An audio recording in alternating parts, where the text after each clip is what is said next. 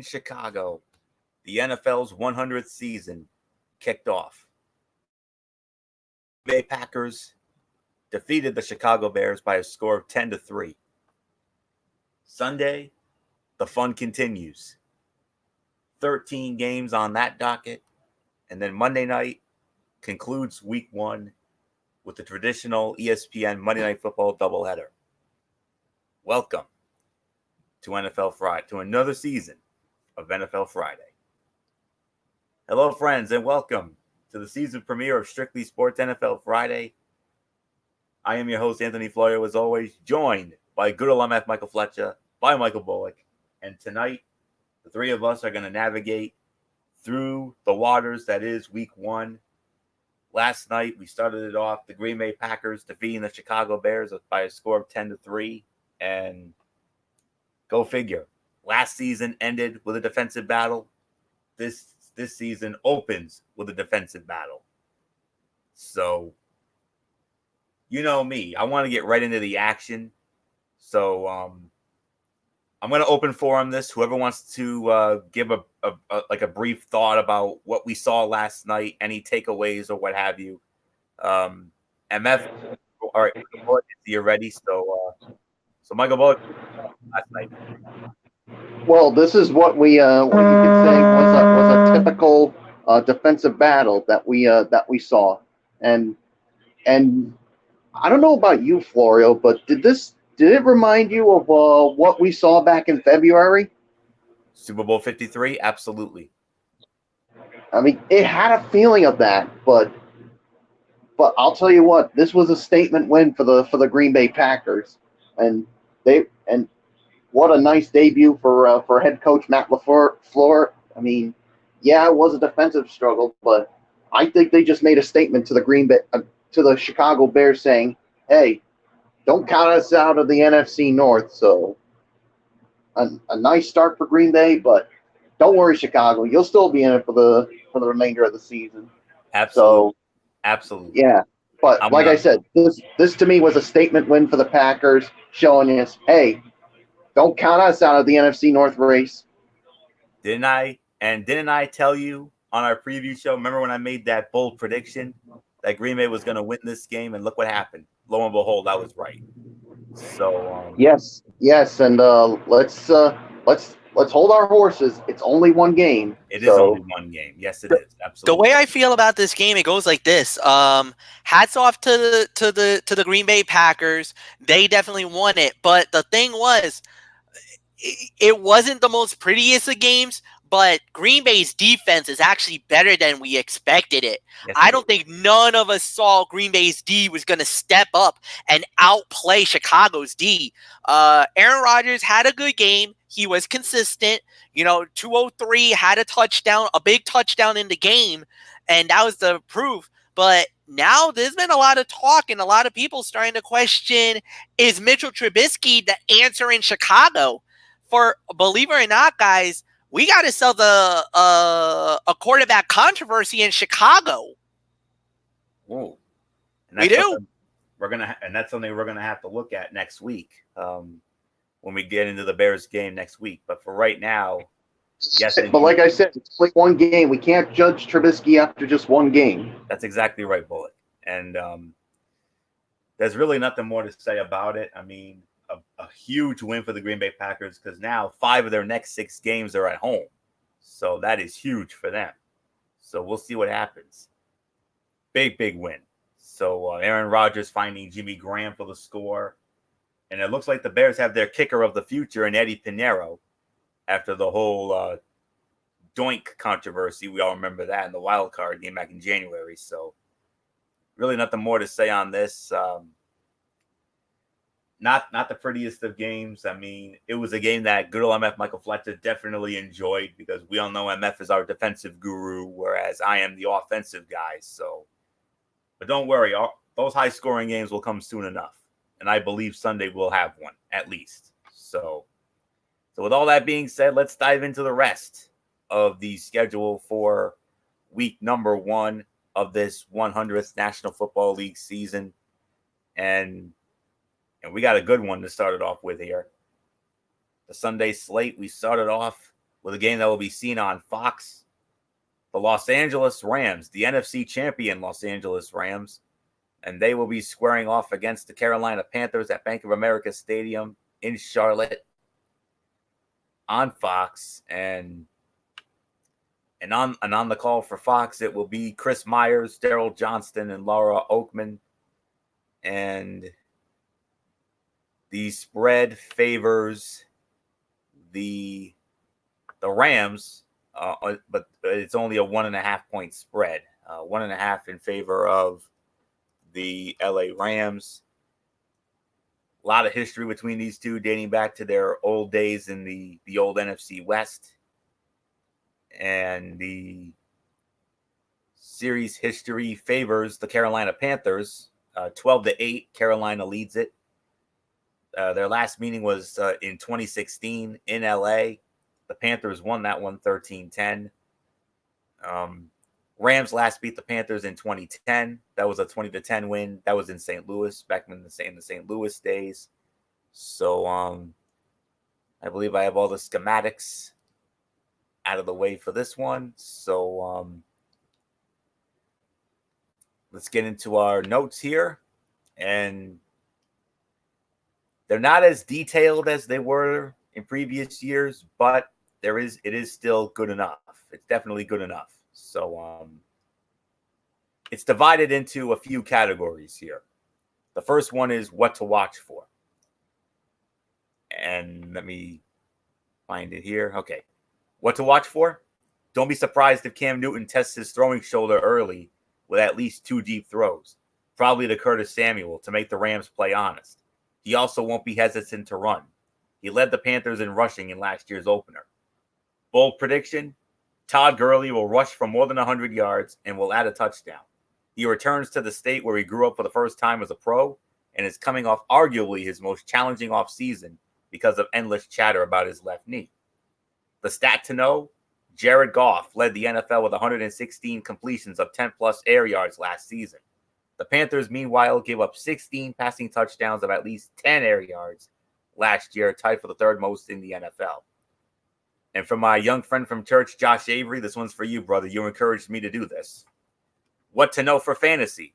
Wide receiver Cooper Kupp returns to action after tearing his ACL last season. Kupp caught at least 5 passes in 6 of 8 games last season and is averaging 1.3 red zone targets per game during his career, 7th best. And a little something that I'm going to throw in for you, MF. The betting nugget. Super Bowl losers from the previous season are 3-16 against the spread in week 1 the following season since 2000. I'm going with the Los Angeles Rams to win this game. My final score, 28-24. Nothing more to say. MF, how's that for investigative research and reporting on my end? Hey, very good. I'm very impressed. No, but I'm going to go with the LA Rams. I think they are definitely the better team. I think they're going to do very well. So, no, I think after what happened a year ago, obviously everybody wants to see the Rams. We're going to see how the Rams react. No doubt about it. I think they're going to start out very hot. The one area I'm a little concerned about is the health of Todd Gurley. Even though Sean McVay says he'll be good to go, remember, Gurley had a mysterious leg injury that really hampered him throughout the second half of the season and was virtually ineffective in the playoffs and including the Super Bowl. And the questions become is, was it some kind of ACL, MCL injury, some kind of thing like that, trying to protect him? But we'll wait and see. But if they're saying he's going to be good to go, I'm going to take him at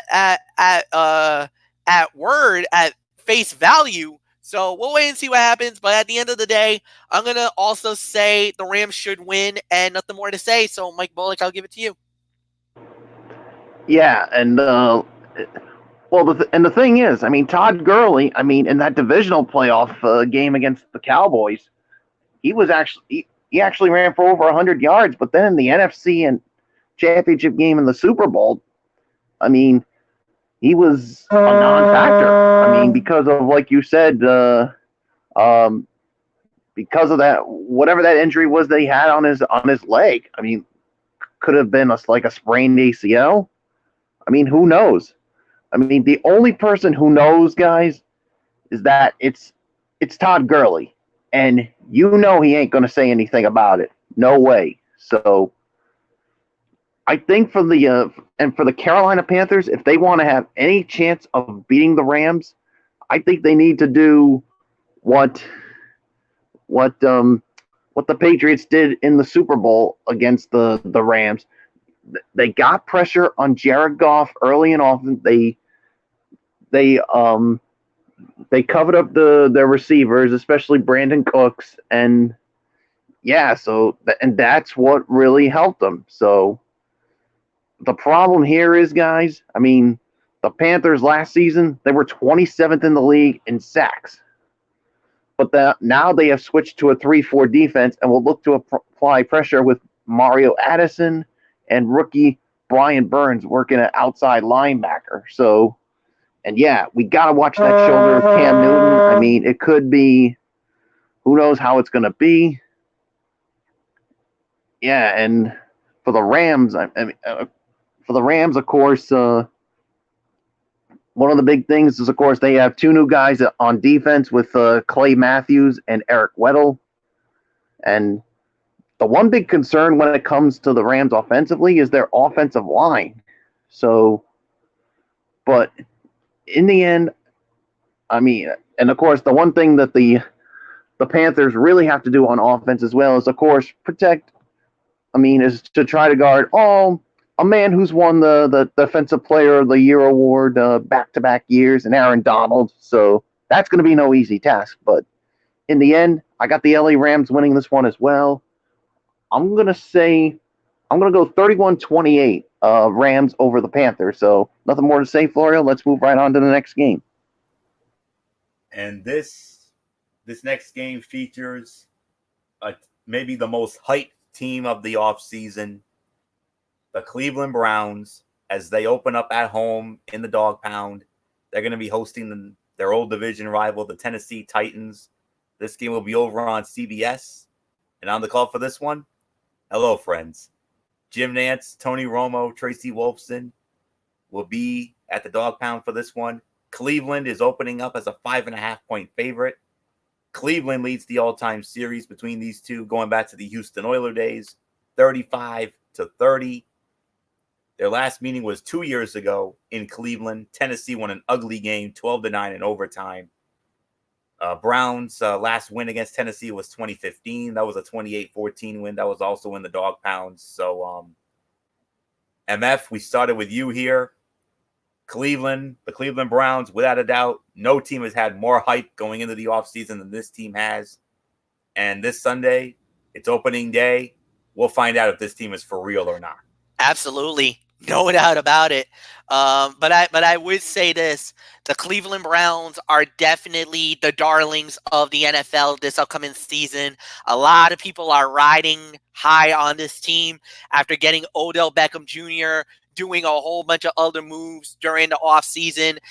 Baker Mayfield and the boys, they are geared up. A lot of people got them winning the AFC North coming into the season.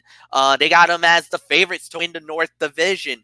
So now it's just, can you deliver in the clutch? Can you deliver under those circumstances? I say yes. I think they will do it.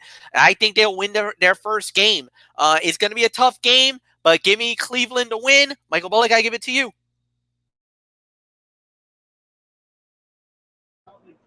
Yeah, like you said, Fletch, I mean, the hype, I mean, it's there. I mean, we've seen it for months. I mean, with all the additions that the Browns have made when they added Odell Beckham Jr. and then, of course, running back Kareem Hunt, who will be suspended for a few games because of his off-field issues. Yeah. And, I mean, will they win the AFC North? I mean, who knows? We'll just have to wait and see. I mean, they look like a good team, but the thing is, they look like a good team on paper.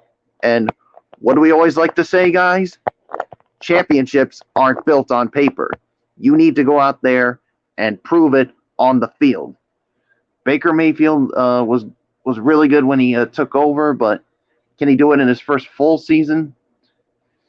Yeah. So, but nevertheless, I got the Cleveland Browns winning this one. I'm gonna say, I'm gonna go 30 to 20 is gonna be my final score. So, Florio, it is yours. What to watch for? The unveiling of the Baker Mayfield Odell Beckham Jr. passing connection, which has a chance to be among the elite in the NFL, will be reason enough to tune in. How the duo fares in its debut will offer a glimpse of how dynamic this Browns offense can be in 2019. Bold prediction: the Browns offense is potent, but it will take time to get rolling in the season opener against a Titan defense that catches Cleveland at the perfect time. Derrick Henry runs for 125 yards and a touchdown. The stat to know: Derrick Henry led the NFL with 585 rushing yards and 7 rushing touchdowns over the final 4 weeks of last season. That success came from his bruising running style, as he led the NFL with 2.85 yards after contact per rush. What to know for fantasy? Mayfield was the only quarterback to throw for 3 touchdowns in Week 16 and Week 17 last season. Betting nugget: Cleveland is 0-13-1 outright and 4-9-1 against the spread in its past 14 Week 1 games, but it did cover each of its past 2 season openers. I got the Cleveland Browns winning this one as well. My final score: 28-17, Cleveland over Tennessee. Moving on to our next game, which will also be on CBS, and another good one here. We got the Kansas City Chiefs squaring off against the Jacksonville Jaguars from Everbank Field in Jacksonville. Iron Eagle, Dan Fouts, Evan Washburn will be on the call.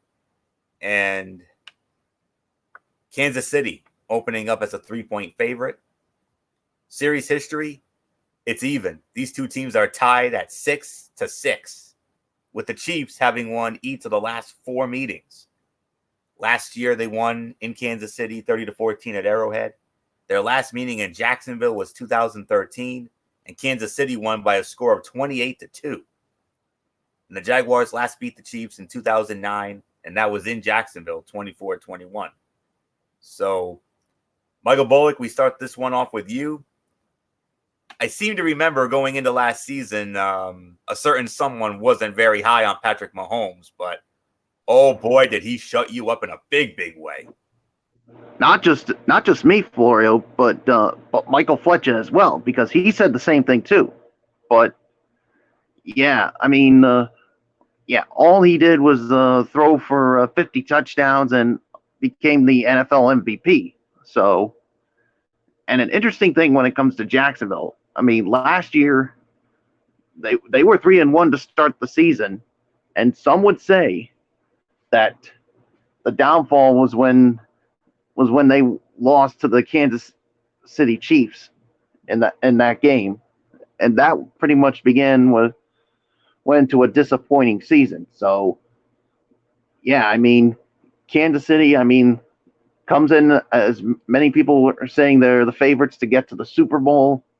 And yeah, you look at that team, especially now with the late addition of LaShawn McCoy, who worked well under Andy Reid's system when he was the coach of the Philadelphia Eagles. So yeah, you put them with that offense, it really makes them look really, really good. I mean, especially when you got Patrick Mahomes and, of course, Tyreek Hill, who just signed a new 3-year extension, and probably the best tight end in football, and Travis Kelce.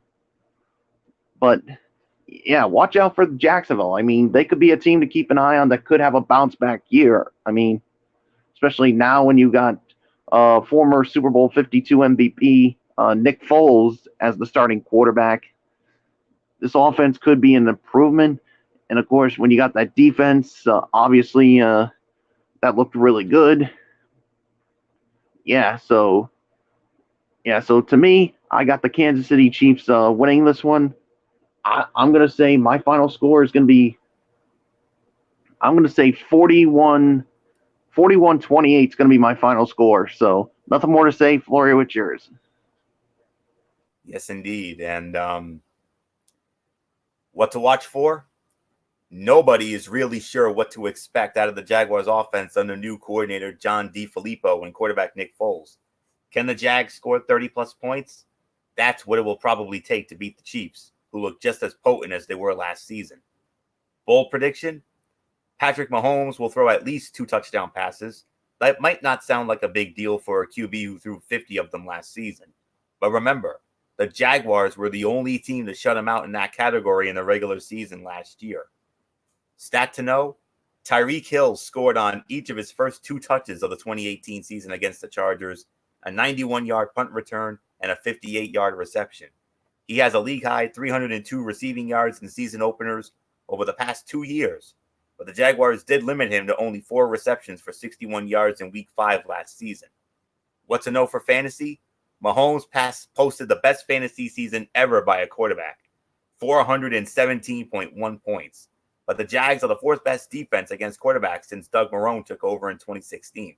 Only once last season did a QB go into Jacksonville and scored 21-plus points. That was Carson Wentz. Betting nugget, Nick Foles has covered 7 straight games as an underdog, including 6 outright wins. I got the Kansas City Chiefs winning this game as well. My final score is 34-24. And I did forget to mention, there was one other thing I should have mentioned in my previous previews, and that was, the FPI prediction, the percentages that I threw in there last season. For the Rams and the Panthers, the FPI is predicting the Rams only 51.1%. That's something to think about right there. And for Tennessee and Cleveland, that was Cleveland 56.6%. And in this one, with KC and Jacksonville, that would be Kansas City 58.2%. So we're all caught up here. So KC wins 34-24 on my end. Nothing more to say. MF, Patrick Mahomes, the darling of last season. Yep. What does he have in store for an encore? Well, the thing is that a lot of people, are they afraid of the sophomore slump? Patrick Mahomes' first full season, amazing, incredible job. Can he deliver it again? We'll wait and see. But it's going to be an interesting game. Kansas City should win this game. They got the better weapons. They got the more powerful guys to work with. They should win this game going away, like no doubt about it, at least by 2 touchdowns. My final score is 31-14. Kansas City wins. Anthony, let's move on to the next game. And we are going to stay on the CBS side of things, the mothership, as we affectionately call it. And next up, we're going to get into the Baltimore Ravens squaring off against the Miami Dolphins from the home of Super Bowl 54, Hard Rock Stadium in Miami, Florida. This one on CBS, as I mentioned. Andrew Catalon, James Lofton, Jay Feely will have the call of this one. The Ravens opening up as 6.5-point favorites. Baltimore leads the all-time regular season series 7-6. And when I say all-time series, I mean by regular season. I'm not counting postseason. This is only regular season numbers only. 7-6, Baltimore leads that all-time series in the regular season, including winning the last 2 meetings. And in those 2 meetings, they have outscored the Dolphins, MF, cover your ears, 78-6 in the last 2 meetings, including the last one. Yikes. 2 years ago, a 40-0 beatdown in Baltimore. The year before, in 2016, the Ravens beat down the Dolphins 38-6. Last meeting in Miami was 2015, and hey, the Dolphins won that one 15-13. Baltimore's last win in Miami was the year before in 2014. So all those schematics out of the way. Ravens and Dolphins coming at you right here and now.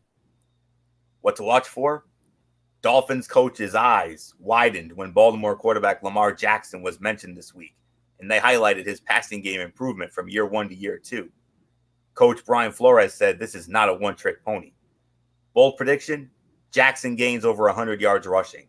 He's opening the season against the Dolphins defense that allowed Bills quarterback Josh Allen to rush for 135 and 95 yards in 2 meetings last December. The stat to know, the Ravens have scored 54 unanswered points versus the Dolphins, including a 40-0 win in Week 8 of 2017. And the Ravens went 6-1 after naming Lamar Jackson the starting quarterback Week 10 of last year. What to know for fantasy? Jackson ranked 6th in rush attempts and 7th in rushing yards over the final 7 weeks of last year among all positions. Over that stretch, Jackson had more rushing yards and rushing touchdowns than Christian McCaffrey. The betting nugget, Baltimore has covered each of the past 8 meetings, but Miami has covered 6 straight season openers, the longest active streak in the league. FPI prediction, Baltimore 63.1%. I got the Baltimore Ravens winning this game. My final score, 26-10. MF, I mean, you and Eric Carrier, I know you, and I know all your Dolphin family members.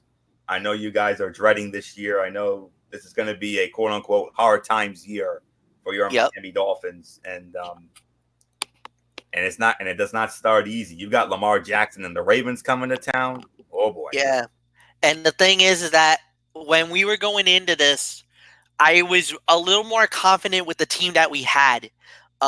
Starting the series, we had a very good team that we were very confident about. But then with all the trades that was happening, from the fact that we traded away players like Kenny Stills, we traded away guys like Laramie Tunsil. We were letting guys go, and then the question was, is Miami tanking? Are they tanking? Are they tanking? They're giving up all these players. What is going on? Are we even going to be playing for this upcoming season? What are we doing?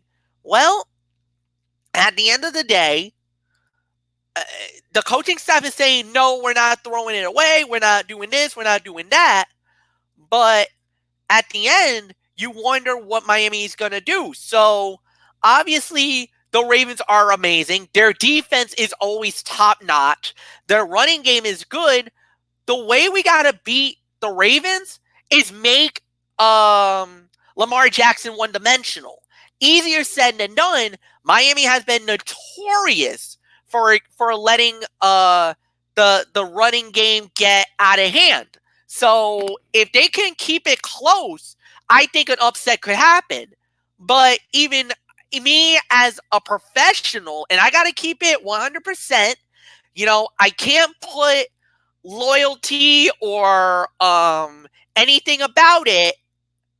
I got to go with the Baltimore Ravens to win the game, and that is my official prediction. I would love to see Miami pull the upset, and I would, but I got to keep it 100. Ravens wins the game. It's going to be 28-7.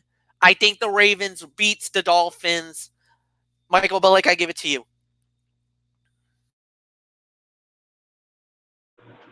Yeah, I mean, like you said, going into the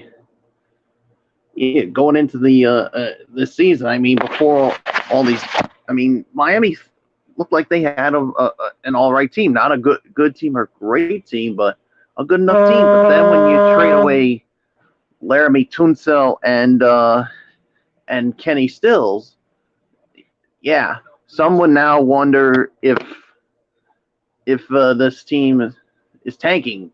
I don't believe they are, and I know this team is definitely going to fight hard. They're going to play their butts off and see where they are at the end of the season. So, and I like what I've seen from Lamar Jackson. I mean, near the end of the season, I expect good things from him in year 2. So, yeah, I got the Baltimore Ravens winning this one as well. I'm going to say 27-14 is going to be my final score. So, Florio, let's move on to the next game. And Girl MF Michael Fletcher will start off our next game, which will be over on the Fox side of things. Intriguing matchup here. We got the Atlanta Falcons squaring off against the Minnesota Vikings from US Bank Stadium in Minneapolis. Tom Brenneman, Chris Spielman, Shannon Spake will be on the call for that one. And the Vikings are opening up as 4-point favorites. Series history, all-time favors the Minnesota Vikings 18-10. Their last meeting was 2 years ago in Atlanta. Minnesota won 14-9. Vikings have won each of the last 3 meetings in this series. Atlanta last beat the Vikings in 2011. That was in Atlanta. The last time Atlanta won in Minnesota, you got to go back to 2008 at the old Metrodome. That was a 24-17 final. So really nothing more to say here. Now, like I said, thanks to the encouragement of my young friend from my church, Josh Avery, he wanted us to address a little bit more about the fantasy football aspect and MF. I mentioned this because this game actually has an impact on your fantasy team because you have Julio Jones. Yes, I do. Not only that, but I also got Matt Ryan, even though I'm not starting him, but Matty Ice is on my team as well. And the thing is, Julio Jones is a game changer. But going up against the Minnesota Viking defense, this is a tough matchup, to say the very least. And we don't know what Julio is going to bring to the table. We hope he does really well. Well, I hope he does really well on Sunday. Shoot.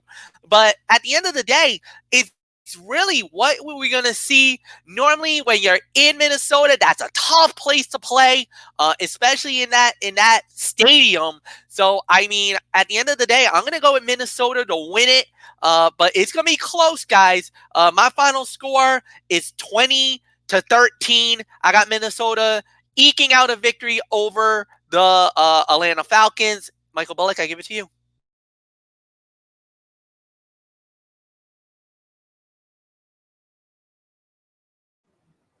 Bullock, are you there?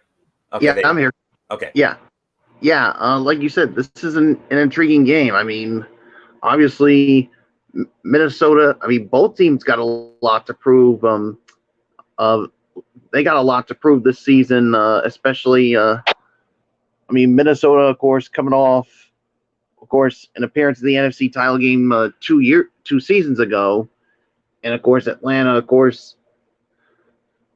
I mean, a lot they went through, and obviously, of course, you got two quarterbacks on both sides with Matt Ryan on the Falcons and Kirk Cousins on the Vikings, and then for the running back side, you got Devontae Freeman and Dalvin Cook, and then of course, yeah. So I'm interested to see how this goes. I mean, especially, well, for the Falcons, of course.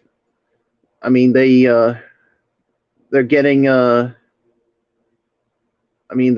course, some of their key defensive players back, who they lost to injuries, with Deion Jones, Keanu Neal, and Ricardo Allen, and of course hiring,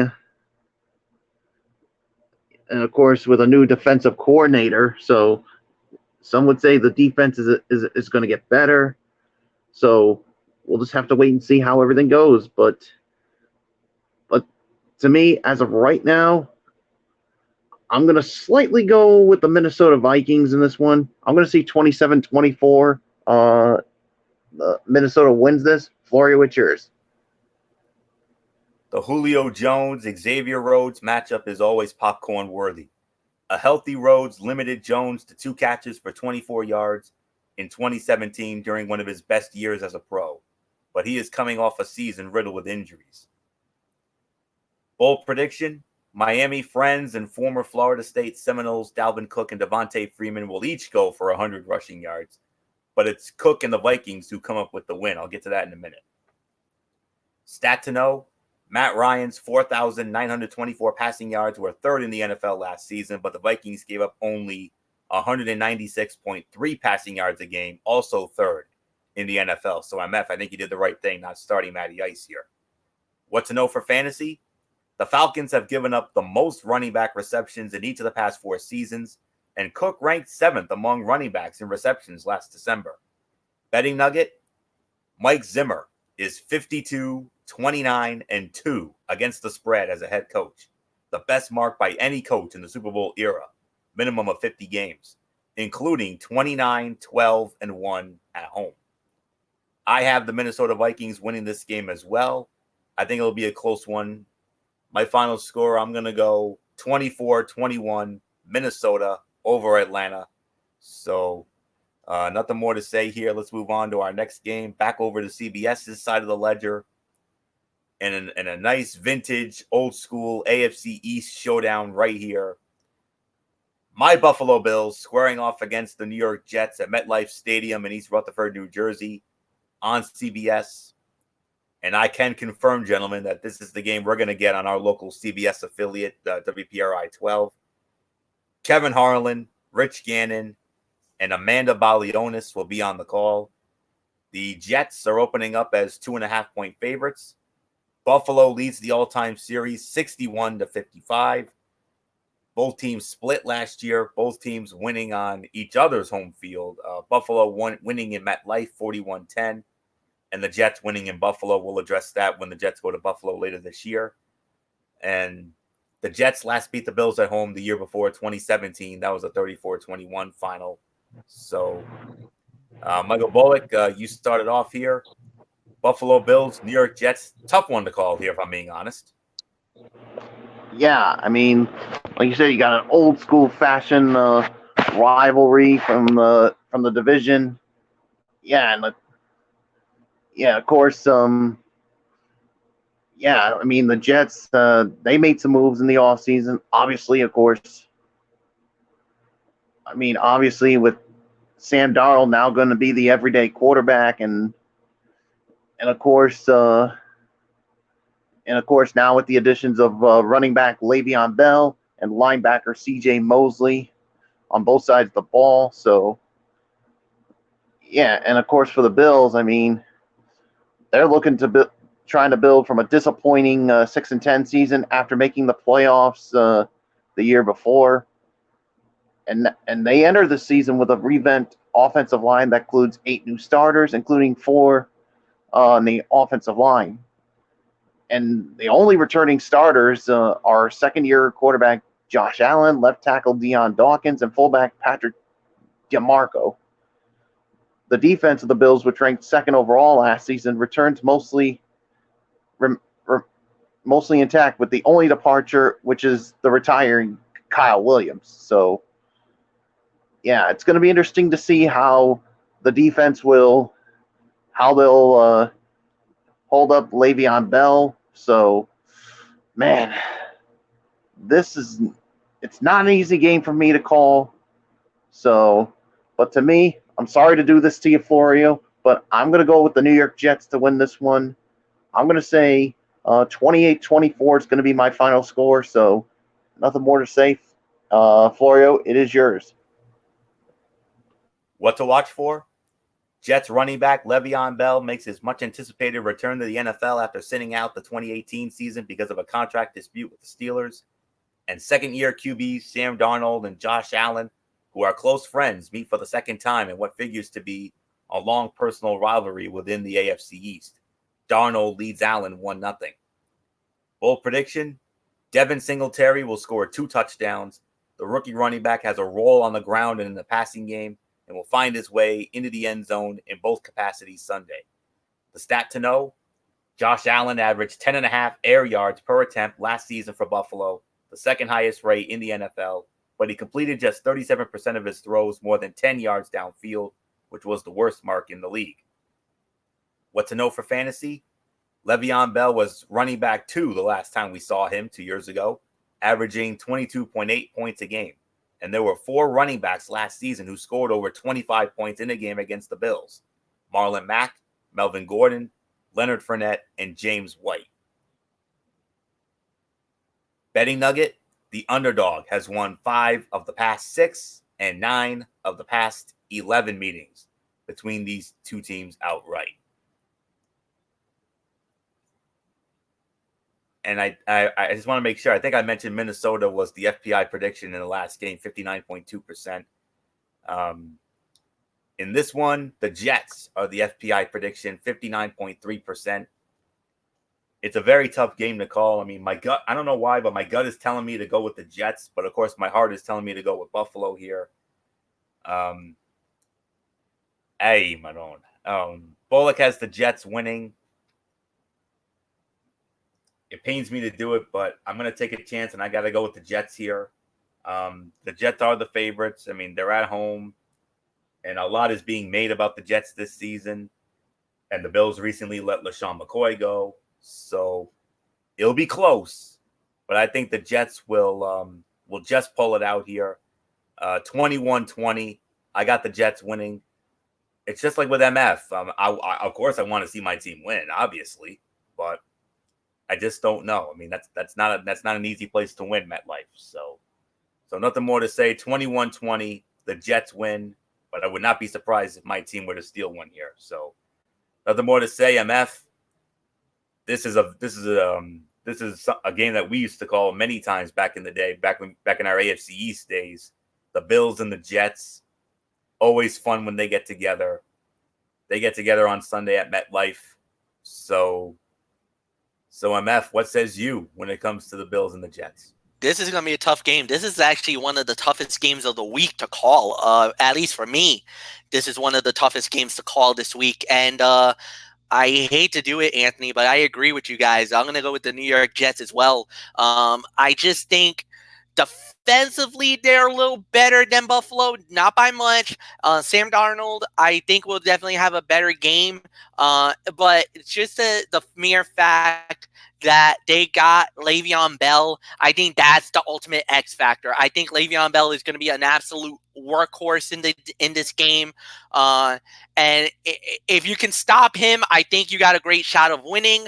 But if he goes off, which I hope he does because he's on my fantasy, if Le'Veon Bell goes off, sorry, Anthony, I don't think you stand a chance in this game. So nothing more to say. I got to go with I'm definitely all in on this one, and I'm going to go with the Jets as well. So nothing more to say. Let's move on next game. And it's our final early 1 o'clock game. We go from one old school divisional rivalry to another. This one from the NFC East. We got the Washington Redskins squaring off against the Philadelphia Eagles at Lincoln Financial Field in Philadelphia. This game will be on Fox, and this will also be on our Fox affiliate, Fox Providence. We got Kevin Burkhardt, Charles Davis, and Pam Oliver on the call. And it is the Eagles opening up as 10-point favorites in this one. And the Redskins lead the all-time series 85-77 with 5 ties.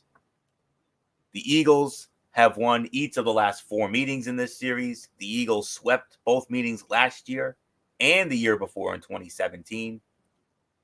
Redskins last beat the Eagles when they swept Philly in both meetings in 2016. In Philly last year, the Eagles won 28-13. Washington last won in Philly in 2016. That was 27-22. So I believe I start this one off here. So what to watch for? The Eagles are anticipating Washington cornerback Josh Norman will shadow Alshon Jeffrey most of the game. That's all the more reason for Carson Wentz to target his other outside receiver, Deshaun Jackson, who has a history of monster games against his former teams. Bold prediction, tight ends will do most of the damage in this matchup.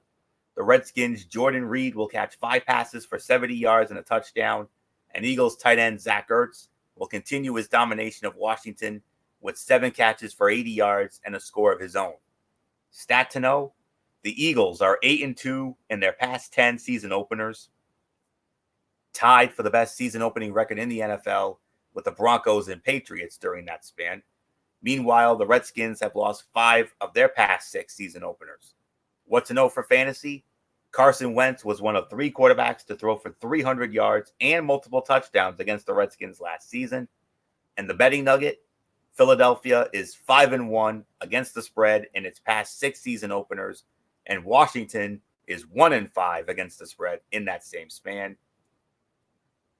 Philadelphia Eagles win this game. FPI prediction, Philly, I think it may be the highest percentage of the week, 77.9% FPI going with Philly here. I got Philly winning as well. My final score, I'm going to go 27-17 Philadelphia over Washington. Nothing more to say. MF, We go from an old school AFC East rivalry to an old school NFC East rivalry to close out our early slate. And the thing is, with the Philadelphia Eagles, you got to wonder, Carson Wentz, his health, is he going to really deliver? As everybody knows, Deshaun Jackson's back in Philly. They got the weapons that they need. Can they maneuver around and deliver what a lot of people think is a rejuvenated and, more importantly, a better season for them? At the end of the day, we'll wait and see what happens. Washington, they don't scare me whatsoever. And if you're Philadelphia, you're thinking you just got to do your job. Win the game, do your job, get the job done. I think that's going to happen. I got the Philadelphia Eagles beating the Washington Redskins. Michael Bullock, I give it to you. Yeah, I mean, with the Eagles, like you said, with getting Deshaun Jackson back on the team should definitely help offensively, giving Carson Wentz another weapon to have. And now that Carson Wentz is 100% healthy, I mean, you talk about some weapons he has. I mean, not just Deshaun Jackson, but of course Alshon Jeffrey, Nelson Agholor, Zach Ertz. Yeah, and obviously, I mean, Washington, I think, has got some problems. Obviously, Trent Williams is holding out because of looking for a new deal. And Jordan Reed has a concussion, and there's really I really got nothing more to say. So I got the Philadelphia Eagles winning this one. I'm gonna say 30-17 is gonna be my final score. So Florio, it's yours. And now we move on to the late games. Now the 4:00 games here, and we start with the first of two 4:05 games for CBS. It will be the Indianapolis Colts squaring off against the Los Angeles Chargers from the StubHub Center in Carson City, California. On CBS, the legendary Greg Gumbel, along with Trent Green and Melanie Collins, they'll have the call for this one. Chargers opening up as 6.5-point favorites. The series history also favors the Chargers 16-10 in the regular season. Their last meeting was 2016 in Indy, and the Colts won that one 26-22. Chargers last hosted this game in 2013 when they were in San Diego. 19-9, Chargers won that one. The Colts last won at the Chargers in 2008 in San Diego.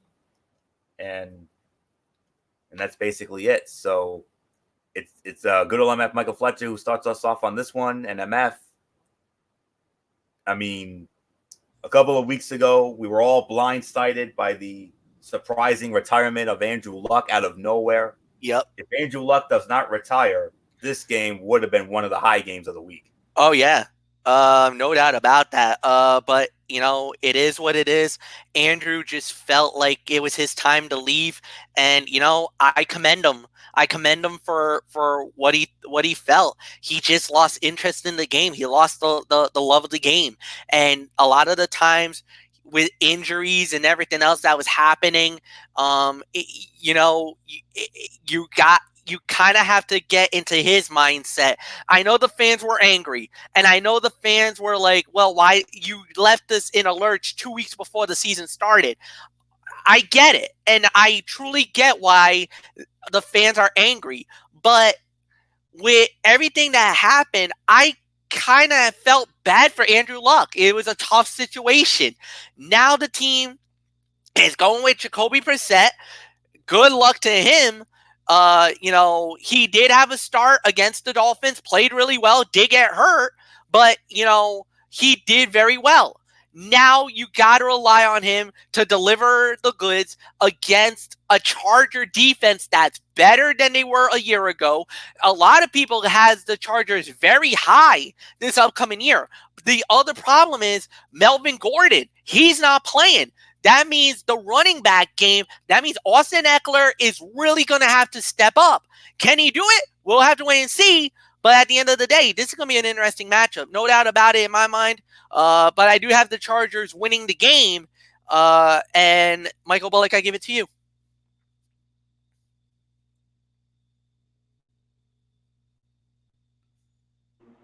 Yeah, like you said, I mean, if Andrew Luck didn't retire, I mean, this would have been an intriguing game. But obviously, that's not the case now because with him retiring, and yeah, I mean, injuries was the reason why he retired, and I commend him for that. I mean, I can understand why fans were so upset because he retired 2 weeks before the season. I'm pretty sure if he had done it like sometime during the off season, I think the fans would have been more okay with it. But because it happened like right before the season got go, I mean 2 weeks before the season, that's why you see them upset. So yeah, and the Chargers, like you said, I mean, defensively they like I said, once again they look really good, but the problem offensively, Melvin Gordon's holding out because he wants a new deal. And I want to address one thing, guys, when it comes to this whole thing. I mean, with guys holding out, waiting for new deals. I mean, I hate that. I mean, they're trying to be so greedy. I mean, trying to feel like they're better than some of the other running backs. I mean, some of them do work, but others not so well. So, I mean, that's the one thing that really irks me about it. So that's just something I just want to get off my chest. But other than that, I got the Chargers winning this one. I'm gonna say 34-17 is gonna be my final score. So let's move on, Florio, to you. What to watch for? With Andrew Luck's surprising retirement, how Jacoby Brissett plays in his absence will go a long way in determining the outcome. Head coach Frank Reich said Brissett just has to play within himself. The message is you don't have to be a hero. Bold prediction, running back Marlon Mack will rush for more than 100 yards. Mack rushed for 908 yards despite missing 4 games last season, and the Chargers gave up an average of 101.6 yards a game rushing last season and will be without starting Pro Bowl safety Derwin James with a foot injury. The stat to know, the Bolts are 19-6 against the AFC South with Phillip Rivers at quarterback, and the Colts have lost 9 of their past 11 overall with Brissett as their starting quarterback. What to know for fantasy? For his career, T.Y. Hilton averages 1.76 fantasy points per target from Luck. That number dips with Brissett under center, but not as much as you might assume. 1.71 points per target, less than a 3% drop-off. Betting nugget, Indianapolis is 1-10 against the spread in week 1 in the past 11 seasons, 2-9 straight up. Chargers, the FPI favorite here, 67.8%. I got the Indianapolis Colts winning this one.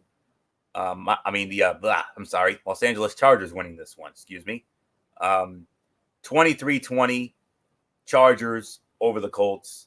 So nothing more to say. Let's move on to the other half of that 405 lineup for CBS. And it will be the Cincinnati Bengals squaring off against the Seattle Seahawks from CenturyLink Field in Seattle. Spiro Ditas and Anna Marcelletta will be on the call.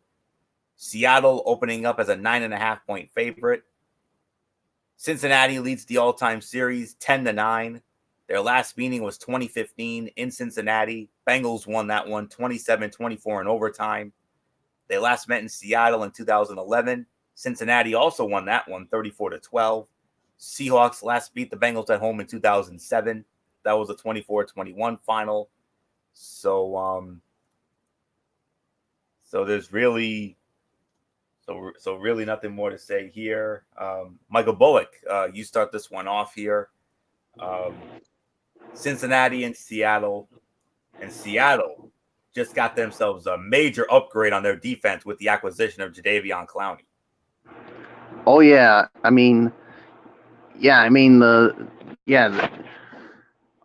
already have a pretty good defense, especially with Bobby Wagner. But now when you add Jadeveon Clowney, whew, that is really looking good. I mean, yeah, and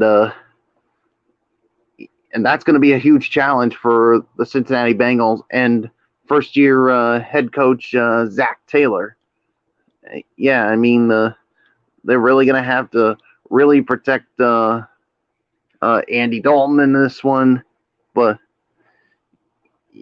And the thing is with Seattle, I mean, last year was supposed to be a rebuild year for the Seahawks. But the thing is, I mean, they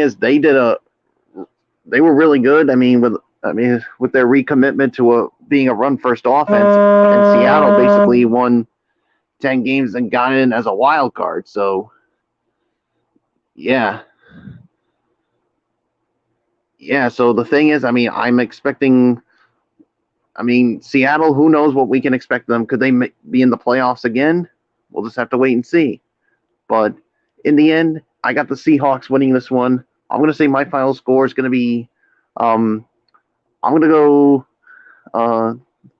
28 to 14 is going to be my final score. Floria, what's yours? What to watch for? The debuts of Jadeveon Clowney, Ezekiel Ansah, and Zach Taylor are the headlines for this one. Seattle will want to ease Clowney with a holdout and Ansah's shoulder, and given that both are coming off extended absences, so don't expect a full workload from either. And Taylor will have his hands full in his debut as Cincinnati's new head coach. Bold prediction, Clowney will have 2 sacks in his Seattle debut. He probably will be lined up against backup left tackle Andre Smith, the veteran who was signed 2 days before training camp. The stat to know, Joe Mixon rushed for 1,168 yards, 4th in the NFL last season, and he now faces a Seahawks defense that gave up the 3rd most yards per rush at 4.95. What to know for fantasy? In 2018, only Ezekiel Elliott had more runs of 15-plus yards than Mixon, 23. Betting nugget, Seattle has won 10 straight home openers and is 7-2 against the spread in 9 home openers under Pete Carroll. Seattle, 77% favorite according to the FPI. Seattle, easy win here. I'm in this thing called Yahoo Survival. It's basically their version of the Eliminator. Seattle is my Eliminator pick for this week. 31-14. Seattle, no trouble with the Bungles whatsoever. So, nothing more to say. MF, the Marvin Lewis era finally over in Cincy. The Zach Taylor era begins, and I'm afraid it's going to begin with the Bengals once again being the Bungles. Yeah, and it's a tough game because you're talking Seattle, man. In Seattle, yeah, no, this is an easy gimme here. So at the end of the day, I'm gonna go with Seattle to win. Nothing more to say. Let's move on to the next game. And we move on to the first of our 3 425 games for Fox, and we started off with one of the Zonk games of the week. I'm afraid we got the Detroit Lions squaring off against the Arizona Cardinals. I believe it's now known as State Farm Stadium, but I'll forever remember it as University of Phoenix Stadium in Glendale, Arizona. Fox will have this one, and on the call for this one, another living legend, the legendary Dick Stockton. He's back along with Mark Schlereth and Jennifer Hale. And the Lions are opening up as 2.5-point favorites. Detroit leads the all-time series 33-28 with 5 ties. The Lions have won each of the last 2 meetings, each of the last 2 years, including last year in Arizona, 17-3. Arizona last beat Detroit in 2015. That was a 42-17 beatdown at Detroit. Arizona's last win at home against the Lions was 2014. That was a 14-6 final. So nothing more to say here. Let's get into this one. Okay, what to watch for? The Cardinals' offense has been a tightly kept secret since Coach Cliff Kingsbury was hired in January, leaving plenty of questions about how much Arizona will throw the ball. This will be our first real look. Bold prediction, Arizona quarterback Kyler Murray ends up with 125 yards passing and 50 yards rushing in the first half, but the Lions' defense stifles him in the second half to force turnovers and give Detroit a come-from-behind win. The stat to know, both Murray and Kingsbury are set to make their NFL debuts. According to the Elias Sports Bureau, they would be the third youngest quarterback head coach duo to make their NFL debuts in the same game since the merger in 1970. The Raiders' Steve Berline and Mike Shanahan in 1988, and the Colts' Burt Jones and Howard Schnellenberger in 1973. What to know for fantasy? Kerryon Johnson was running back 10 over his final 2 games of 2018, and he gets a Cardinal defense that allowed the second most fantasy points to opposing running backs last season. The betting nugget, quarterbacks making their first career starts are 9-1-1 against the spread since 2013, 8-0-1 against the spread as the underdog. I have the Detroit Lions. Detroit is the FPI favorite, not by much, only at 50.9%, 50.9. Very slim margin, but I got the Detroit Lions winning this game. My final score, I'm going to go 30-28 Detroit over Arizona. So nothing more to say. MF, your thoughts on Detroit and Arizona? You know what? I'm gonna go with the Detroit Lions. I'm not convinced about Arizona just yet. I think Detroit will eke out a win, and I got really nothing more to say. So Michael Bullock, I give it to you. Yeah, this is not going to be a fun game to watch. I mean, the thing is, I mean, what do we expect with this Cardinals offense, especially if if we see any or all of Kyler Murray? That's going to be the interesting thing. But yeah, I'm with the majority here. I'm going with the Detroit Lions to win this one as well. So I'm not going to waste any more. I'm not going to waste any more time on this game. But Florio, let's get on to the next game, and I think this is where we call it America's Game of the Week on Fox. Yes, America's Game of the Week on Fox. This is a vintage Joe Buck, Troy Aikman game here.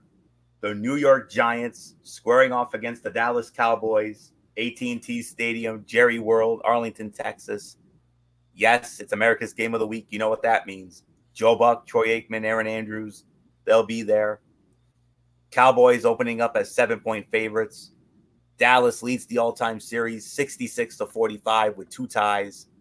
Dallas has won each of the last 4 meetings. They have swept the season series last year and the year before. 2018, last year, Dallas won in Dallas 20-13. Giants last won in Dallas in 2016. That was a 20-19 final. So nothing more to say. MF, it's an insider joke between us. We've always called the NFC East the Joe Buck and Troy Aikman division. And this right here is a vintage Joe Buck and Troy Aikman game right here. Absolutely, no doubt about it. And I'm going to go with the Dallas Cowboys to knock off the New York Giants because of the fact that they did get Ezekiel Elliott back just in time for the game. And there's really nothing more for me to add here. I think Dallas should win this game. And yeah, let's move on. Yeah, I mean, that's the big thing here. I mean, the Dallas Cowboys, they did get Ezekiel Elliott locked up to a new deal right before the season starts. And, yeah, I mean, this offense, shall we say, it's once again looking good. I mean, now with Ezekiel Elliott back, and obviously with Dak Prescott, and, of course, now Amari Cooper, of course, going on his first full season as a member of the Dallas Cowboys. And, yeah, I mean, the Giants, I mean, yeah, they're going through some hard times, and we expect that to continue for them this season. So I got the Dallas Cowboys winning this one as well. So, Florio, it's yours. What to watch for? How much will Ezekiel Elliott play after returning from his holdout in only 3 practices? In 2017, Elliott returned from a suspension and carried the ball 51 times for 200 yards in the final 2 games. This time, he returns from a holdout with only 1 padded practice. Bold prediction, Jason Witten will have close to 100 yards receiving and 2 touchdowns in his first game out of retirement. The Dallas tight end has always feasted against the Giants, which includes 4 touchdowns in his past 5 games against them. Stat to know, when the Giants have more blockers than defenders in the box, Saquon Barkley takes full advantage. NFL Next Gen Stats has the Giants running back at 6.4 yards per rush last season in that situation, the highest rate of any running back with at least 40 such carries. What to know for fantasy? Saquon Barkley scored 49 total fantasy points in his 2 games against the Cowboys last season and did so in a variety of ways. 14 catches in the first game, 109 yards on the ground in the second one. Betting nugget, New York was 7-1 against the spread on the road last season, the best mark in the league. But Dallas is a sizable FPI favorite, 75.3%. I got the Dallas Cowboys winning this game. My final score, 27-17, Dallas Cowboys over the New York Giants. Moving on to our final 425 game on Fox. We got the San Francisco 49ers squaring off against the Tampa Bay Buccaneers from Raymond James Stadium in Tampa. Fox will have this one. Kenny Albert, Rondé Barber, and a new face on the team, formerly of ESPN. The lovely Lindsay Zarniak is going to be on the sidelines. Okay, hey now. The Buccaneers, only a 1-point favorite in this one. San Francisco leads the all-time series 17-6. The Buccaneers, though, have won each of the last 2 meetings, including last year in Tampa. Buccaneers rolled 27-9. San Francisco has not won in Tampa since 2013. That was also the last time they beat the Bucs overall. That was a 33-14 win in Tampa. So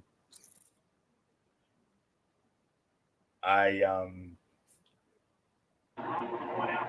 started off. It's Bullock, yes. Okay.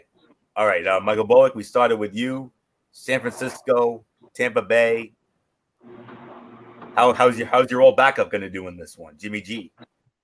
Yeah, it's going to be interesting to see how Jimmy G does coming back from that torn ACL that he suffered last season.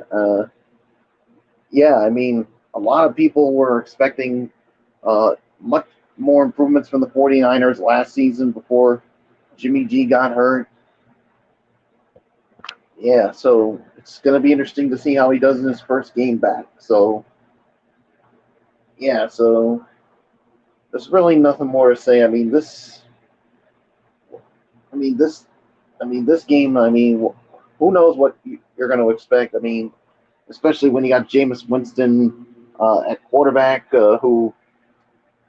he's entering the final year of his rookie contract. So this is a big year for him. He's really got something to prove to this team. So, I don't know.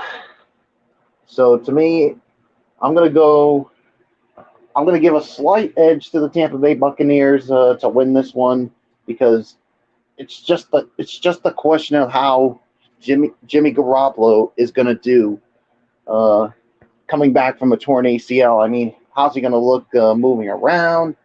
If he can do well, then I say the 49ers would win. But for right now, I'm going with Tampa Bay. Flory, what's yours? What to watch for? The Bucs might have a strong vertical passing attack under Bruce Arians, but the Niners pass rush could really do some damage up front against an offensive line that surrendered a whopping 19 sacks in the preseason. Bold prediction, the 49ers will match their interception total from all of last season by picking off Jameis Winston twice. But Buccaneers receiver Mike Evans will have a huge game to even things out. The stat to know, Niners tight end George Kittle gained 855 of his 1,377 receiving yards last season after the catch, the most by any player since yards after catch was first tracked in 2006.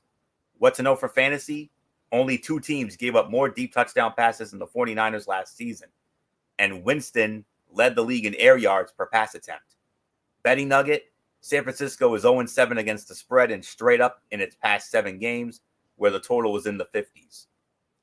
I agree with you, Bullock. I got the Tampa Bay Buccaneers. They are the FPI prediction here, 52% for Tampa Bay. I got the Bucks winning as well. Close game. I'm going to say 27-24, Tampa Bay over San Francisco. Nothing more to say. MF, your thoughts? I agree. I'm going to go with Tampa Bay as well. There's really nothing more to say.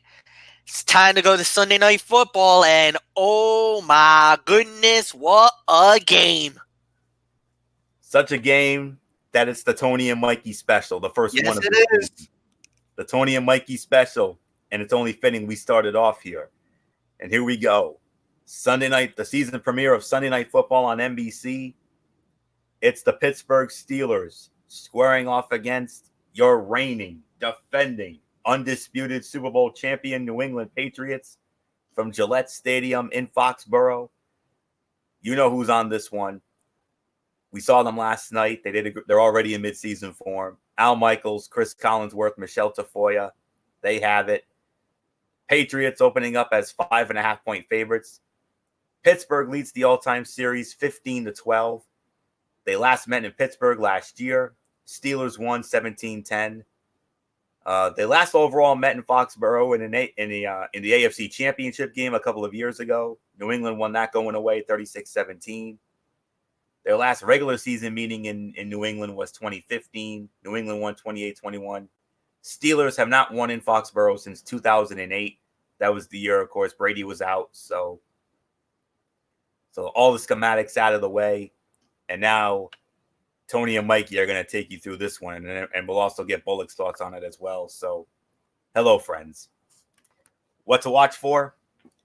Tom Brady faces the Steelers pass rush, which tied for an NFL high 52 sacks last season, with backup center Ted Karras stepping in for David Andrews with the blood clots in his lungs. He's on IR. And 2018 first-round pick Isaiah Wynn, IR as a rookie, torn Achilles, making his first career start, Ted Karras is making his first career start at left tackle. How the Patriots' offensive line protects him might be the difference. Bold prediction, the Steelers' improved defense will intercept Brady inside Gillette Stadium for the first time ever. Pittsburgh feels it finally has the playmakers in the back seven to match wits with Brady, who has never lost to Pittsburgh at home. Stat to know, Brady has an 86.1 total QBR against the Steelers since that metric was first tracked in 2006. His second best QBR against a single opponent in that span.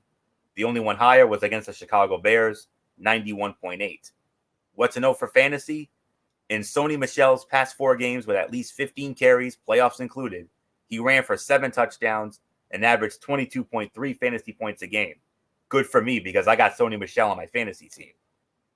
Betting nugget, Pittsburgh was 5-0 against the spread as an underdog, 4-1 outright last season, including a win versus New England.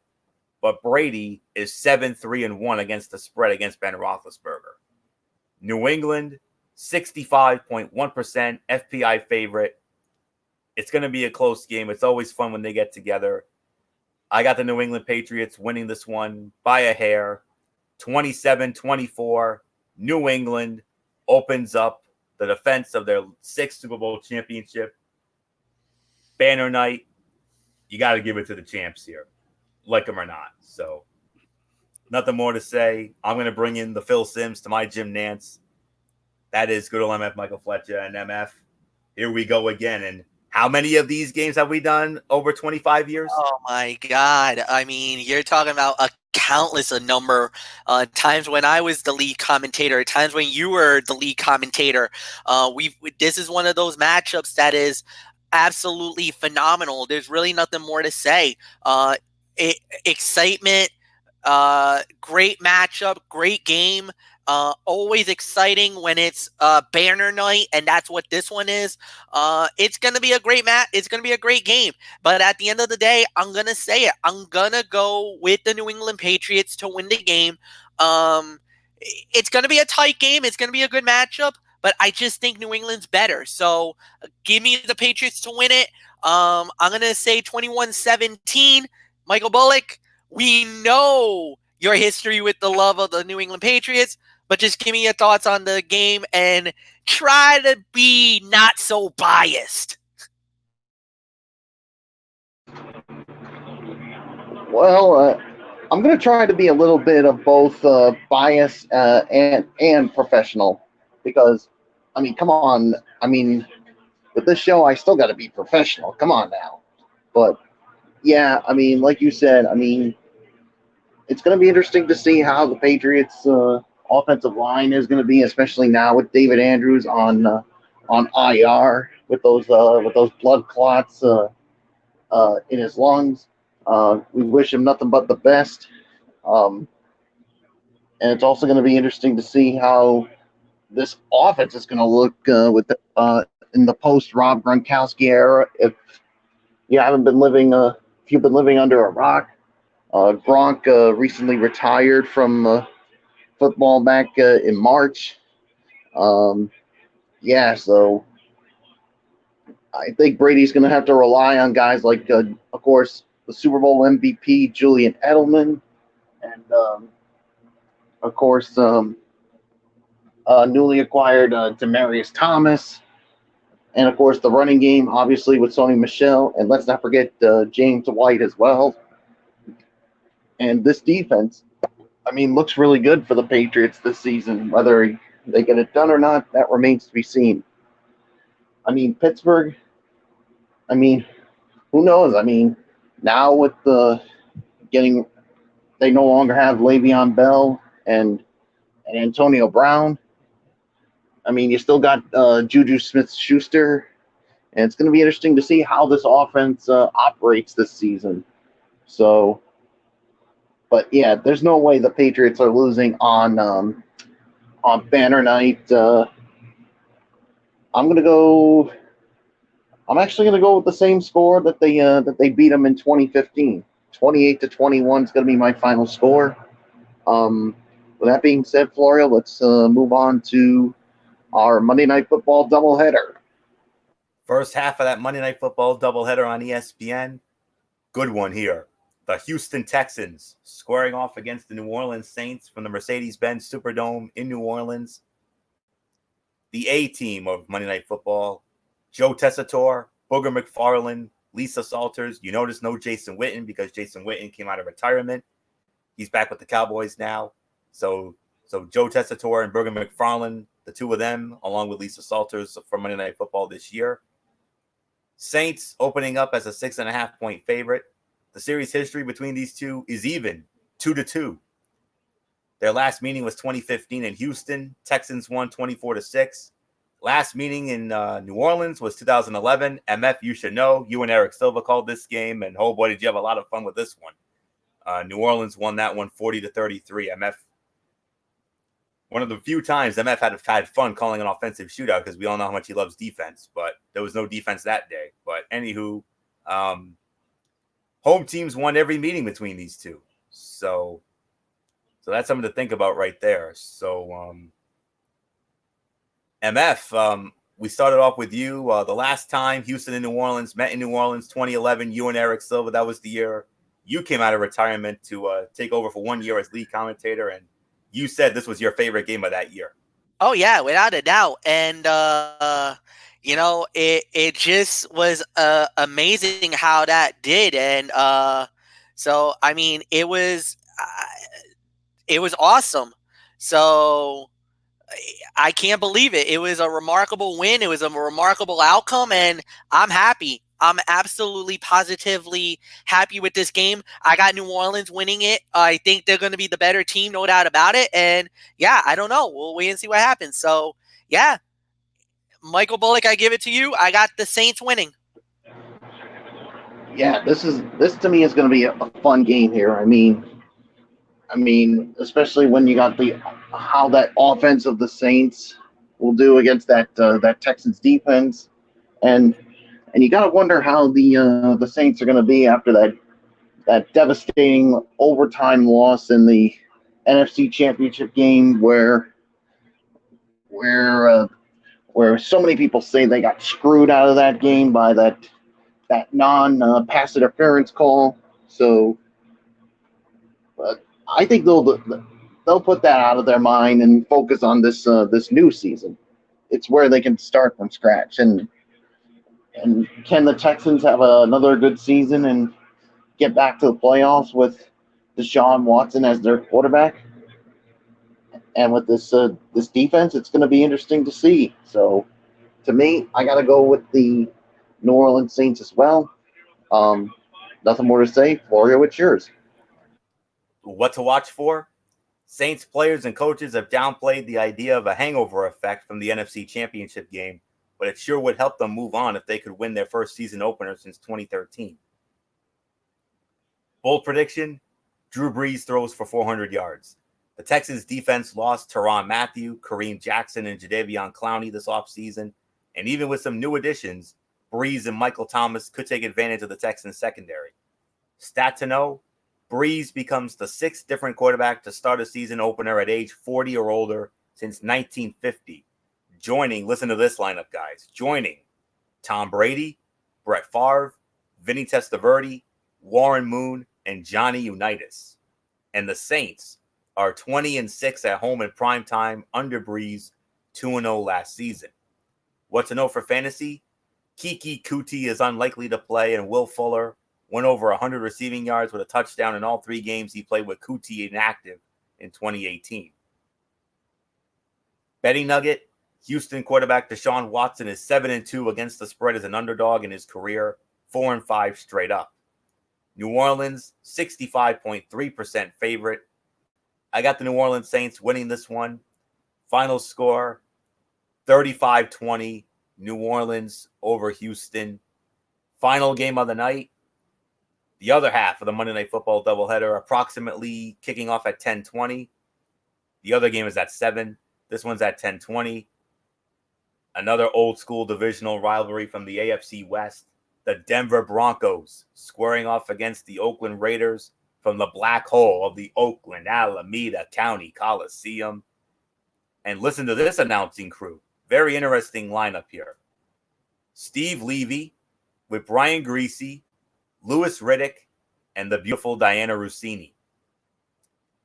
And we got the Broncos opening up as a 1-point favorite. And you know the history between these two. There's a lot of it over the last several years. The Raiders lead the all-time series 63-52 with 2 ties. Both teams split last year. Both teams won on their home fields, which meant the Raiders won in the black hole. They won 27-14. Denver last won in Oakland back in 2015. That was a 16-10 final. But the Raiders have won the last 3 meetings at home. So nothing more to say here. I believe it goes to Michael Bullock here to close it out. So Bullock, Broncos, Raiders. If you're all wondering, yes, Antonio Brown will play despite that Noggin Diva incident he had with Mike Mayock. Yeah, and you wonder how this team is going to be with all that drama surrounding Antonio Brown and the beef with Mike Mayock and I mean Denver. I mean, yeah, the Joe Flacco era begins there. Who knows? I expect maybe some better things offensively for them. Defense, of course, they're still led by Von Miller, but to me, I mean this whole drama with Antonio Brown, I think, is going to be too much for the Raiders to overcome. I got the Denver Broncos winning this one, and yeah, Antonio Brown, you are the biggest nog and diva in NFL history. I mean, first with this whole with the frozen feet, and then you with the stupid helmet issue, which I don't know why you're making a big freaking deal out of this one. Give me a break on it. And then you decide to whine and pout about it with Mike Mayock, and then I mean, to me, you had the biggest ego out there. I mean, to me, I don't care. You have no respect for this game, and all you care about is yourself. You moron. I'm done. I'm finished. Florio, go. I'll say it like this. Yes, Antonio Brown is a noggin and diva. He's the biggest one today. Not all time. That will forever be T.O., but that's a story for another day. But Anywho, getting into this, what to watch for? Of course, Antonio Brown. How emotionally drained will the Raiders be from the Antonio Brown on again, off again saga? The adrenaline rush from a season opener will carry the Raiders early, and an improved defense should hold the Broncos at bay. And now that Brown is back in the building, he will dominate the conversation. Bold prediction: the Broncos sacked Derek Carr at least 3 times in 3 of their first 4 meetings, but haven't sacked him more than twice in a game in any of the past 5 meetings. Denver will need to sack him at least 4 times Monday night to get a road win. Stat to know: the Broncos have won 7 consecutive season openers, the longest active streak in the NFL, and the longest streak in franchise history. But they've also lost 3 straight at the Raiders and 3 straight games on Monday Night Football, all to AFC West opponents. What to know for fantasy? Brown has scored over 22 points in 5 straight week 1s. Monday night, he will debut for a Raiders team that has gone 12 straight games without a receiver reaching the 22-point threshold. Betting nugget: Denver is 5-13 against the spread in its past 18 road games and 2-8 against the spread in its past 10 divisional games. Oakland is a slight favorite, 51.7%. This is a tough one to call, but I'm going to take a chance here, and I'm going to go with the Denver Broncos to win this one. My final score is 23-20, Denver over Oakland. Nothing more to say. MF, Broncos, Raiders, close it out.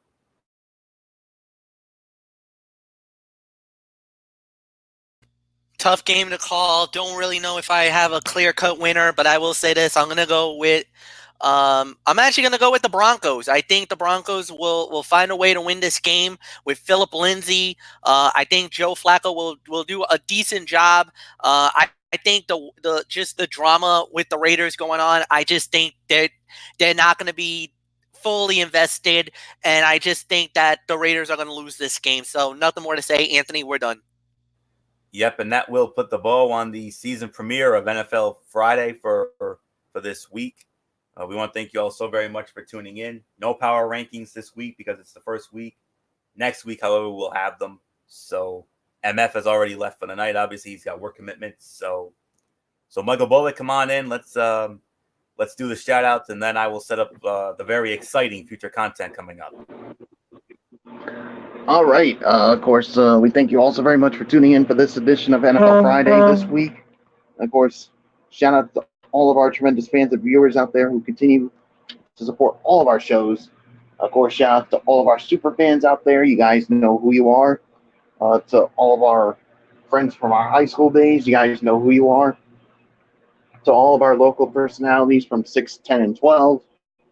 And of course, our personalities from ESPN, Fox Sports, NFL Network, MLB Network, NHL Network, NBA TV, and all the other networks out there. And of course, our friends from the Road Show.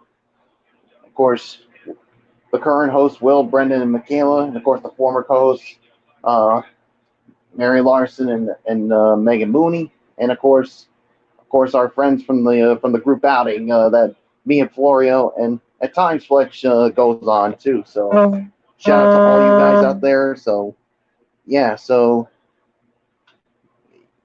there's really nothing more to say. So until Monday night for an all new edition of Ridiculously Raw, this is Mike Bullock saying thank you all so very much for tuning in. And of course, you know the routine, everybody. Thumbs up. Talk to you later. Yeah, throw it up Fortune Ford style. Bye for now, my friends. Have a really good weekend. Enjoy the college football action later today, and then of course all the NFL action on Sunday. So that's pretty much. So have a great weekend, everyone. Florio, take us home, and yeah, like you said, set up for the exciting content, which of course includes both Monday Night Raw and SmackDown Live at the Garden. Oh yeah, can't wait to get into that. But first, we got to take care of our shout outs here. Special shout outs to all of our tremendous fans and viewers out there who continue to make our shows as over as they are. We appreciate it as always. You are the best fans in the world. Enough said there. Special shout outs to Dee and Kevin Woodson and the Woodson family. Of course, our insiders, Matt Ward and Jason Hicksonbaugh. Our good friend, Daniel Luttrell from the UK. Our other first ladies, Kaiser Butler, Megan Silva, and Lexi Calloway. the crew members, Tommy Souza, Eric Carrier, Jimmy Alden, Al Bradis, and Rob Parsons, the group outing crew, Mike and Brian Keenan, Michael Silvera, everybody on down the road. They know who they are. And, of course, good old MF Michael Fletcher, who obviously had to head on out because of work commitments. And of course, Derek Ferreira, who puts together our shows each and every week. And, of course, has those great, wrestling videos on his YouTube. Check it out, DFMRI 401. Very informative, to say the very least. Of course, all of our personalities from 6, 10, and 12. All of our friends over at ESPN, FS1, NFL Network, MLB Network, NHL Network, NBA TV. Lindsey McCormick, State of Sorrell. Our friends from the Road Show, Will Gilbert, Brendan Kirby, and Michaela Johnson. And the former co-host, I'll tell you what, Megan Mooney, she's got a new show over on WJAR Channel 10. Studio 10. Studio 10 with Lindsay Ayadeluca at 12:30 every afternoon. I DVR the show every day. I've seen it. It's great. It's a lot like the Road Show, only it's their version of it, which is really well done. And it's only a 30-minute show, unlike the Road Show, which is an hour show. But, it is what it is there. And, of course, speaking of, Mary Larson was actually on the Road Show today, taking part in the Roadie Roundup. And, man, she looks a lot different than what I remember her all those years she was on the show. So, yeah, especially when she was on the Road Show the first year with that new group. Yes, indeed. And it's like she never left. That's all I can say on that. So it was great to see her on that show today. And last but certainly not least, my dear friends over at Oasis of Grace Ministries over on 464 Silver Spring Street in Providence. If you need a church home, check them out. Exit 25 off Route 95. Sunday morning at 10:30, Sunday morning service, and Wednesday night at 7, Bible study, other things going on. And that's it for that. Now, the exciting content coming up, a very exciting week of action, which I'm really looking forward to here. Monday night, of course, Ridiculously Raw, as we will review the Go Home, the Clash of Champions edition of Monday Night Raw from the world's most famous arena, Madison Square Garden in New York City. Man, I am, my sides are aching just thinking about the excitement there is to come. Stone Cold Steve Austin will be in the house. He will moderate the contract signing between Seth Rollins and Braun Strowman for their Universal Championship match at Clash of Champions. And also, for the first time in King of the Ring tournament history, a triple threat match. Ricochet, Samoa Joe, Baron Corbin. The winner of that match will represent Monday Night Raw in the King of the Ring tournament final, which will take place at the Clash of the Champions pay-per-view. And then Tuesday night or Wednesday, it depends on MF's work schedule, we will have the Cerebral Smack Talk. Oh, Florio, you're forgetting two other things that are going down on Monday Night Raw. I'm probably just finding this out now. Well, I'll gladly mention it to you. You got the phenomenal AJ Styles going up against Cedric Alexander, non-title match, just to let you know. Nice. And then Florio, get ready for this one. For the first time ever on Monday Night Raw, you're going to have all 4 of the horsewomen in action in the same ring. Raw Women's Champion Becky Lynch, the Queen Charlotte Flair, teaming up, going up against SmackDown Women's Champion Bayley and Sasha Banks. Whoa, Nelly. I cannot wait to see what happens with that one. So it's definitely worth tuning in on Monday. Oh, without a doubt. Absolutely.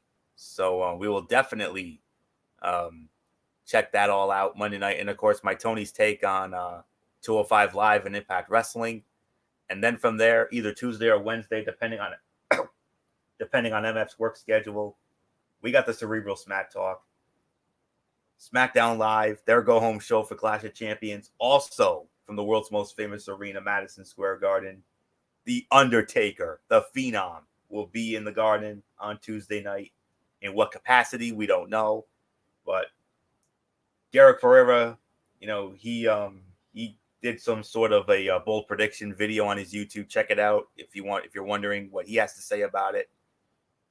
And then MF will have his Mikey's Mindset, obviously, I'm sure. And then Thursday night, week 3, college football Thursday. And I'll tell you what, we got a couple of exciting matchups to get into on that show. We got Stanford against UCF. That's going to be a good one. Florida against Kentucky. But in my opinion, I think the game of the week is going to be Clemson against Syracuse at the Carrier Dome. That's going to be a lot of fun. I can't wait to see how that one goes down. Oh, and by the way, a final from tonight, Boise State, ugly win, another ugly win, but they survived Marshall 14-7. So Boise State now 2-0 on the year. We'll talk about their game next week. And then next Friday night, week 2 of NFL Friday. And of course, on the college football show, hopefully we'll have enough time for the power poll. And as far as week 2 of NFL Friday goes, we have some notable games to talk about for next week. Include the Vikings against the Packers, the Patriots against the Dolphins, the Seahawks against the Steelers, Cowboys and Redskins, and of course the headline game next week, the rematch of the NFC Championship game, the New Orleans Saints and the Los Angeles Rams in the Los Angeles Memorial Coliseum, and our first NFL Power Rankings of the season next week. So that's it, guys. That's it for now, friends. So, and of course, next weekend we'll also be previewing and recapping the Clash of the Champions pay-per-view. So a very busy week next week. So I can't wait to get into all of it. So until Monday night for Ridiculously Raw, it's Anthony Florio here for Michael Bullock and in spirit, good old MF Michael Fletcher, Didi Woodson, Derek Ferreira. You know the routine, everybody. Thumbs up. Talk to you later. Yeah, throw it up Fortune 4 style. Bye for now, my friends. God bless. Be good to each other. Have a blessed weekend. And until Monday night for Ridiculously Raw, you've been watching the season premiere of Strictly Sports NFL Friday right here on StreamYard and YouTube.com. For everybody who's been a part of this one, for now, Anthony Florio, so long. And bye, everybody. Bye.